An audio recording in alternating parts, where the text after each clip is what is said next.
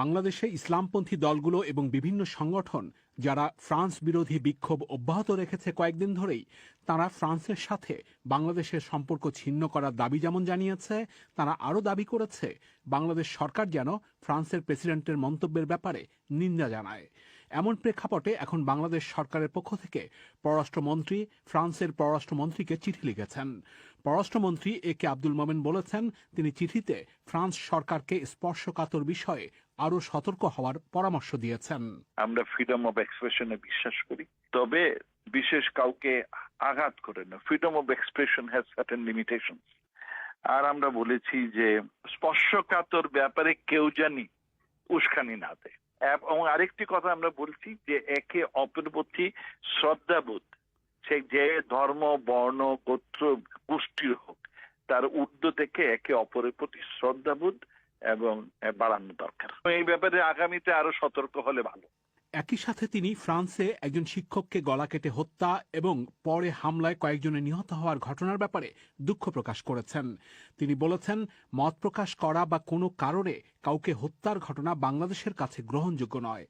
তবে পররাষ্ট্রমন্ত্রী মিস্টার মোমেন চিঠিতে ধর্ম বা স্পর্শকাতর বিষয়ে ফ্রান্সকে উস্কানিমূলক কিছু না করার পরামর্শ দিলেও ফ্রান্সের প্রেসিডেন্টের মন্তব্যের ব্যাপারে নিন্দা জানাননি।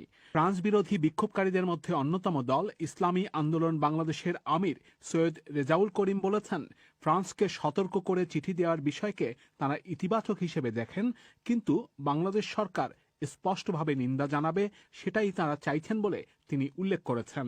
এটা আমরাও বলছি, উস্কানিমূলক এবং কোনো অঘটন বা পরিবেশ নষ্ট করে এ ধরনের কোন ধরনের আচরণ কার থেকেই না হোক, এটা আমরাও চাই। এটা সরকারের ভালো একটা দিক, এটা আমরা সমর্থন জানাই। তবে তার এই বক্তব্য যে তামাম দুনিয়ার মুসলমান সহ তামাম দুনিয়ার ভিতরে অশান্তি তৈরি হয়েছে, এ ব্যাপারে তার পদক্ষেপ এবং সাথে জাতিসংঘের থেকেও তো তার এই ব্যাপারটাকে আসলে ভালো নজর দেখে নাই।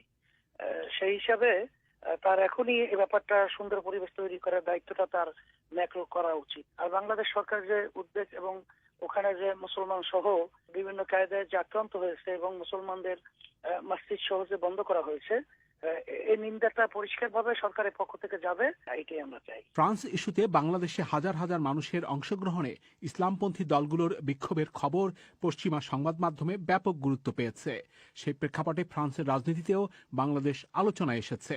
ফ্রান্সের বিরোধী নেত্রী মারিন লে পেন বাংলাদেশ থেকে অভিবাসন নিষিদ্ধ করার দাবিও জানিয়েছেন। অন্যদিকে দেশে ইসলামপন্থী দলগুলো ফ্রান্স বিরোধী শক্ত অবস্থানেই রয়েছে।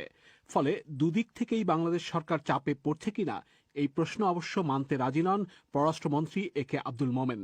তিনি বলেছেন, ফ্রান্সের অভ্যন্তরীণ কোনো বক্তব্য নিয়ে বাংলাদেশ চিন্তিত নয়। এটা আমাদের কনসার্ন না। ফ্রিডমে বিশ্বাস করি। বহু লোক বহু কিছু দাবি করতে পারে, আপনি অনেক কিছু দাবি করতে পারেন। That's not a big issue to us. দুই দেশের মধ্যে সম্পর্কে কোনো প্রভাব ফেলবে না? কোনো প্রভাব ফেলবে বলে আমার মনে হয় না। গুড ফ্রেন্ড, আমাদের সাথে তার সম্পর্ক অত্যন্ত ঘনিষ্ঠ। এছাড়া পররাষ্ট্রমন্ত্রী বলেছেন, বাংলাদেশে যেসব প্রতিবাদ বিক্ষোভ হচ্ছে সেগুলো থেকে কোনো সহিংস ঘটনা ঘটেনি। তারা শান্তিপূর্ণভাবেই কর্মসূচি পালন করবে, সেটাও বাংলাদেশ সরকার আশা করে বলে তিনি উল্লেখ করেছেন।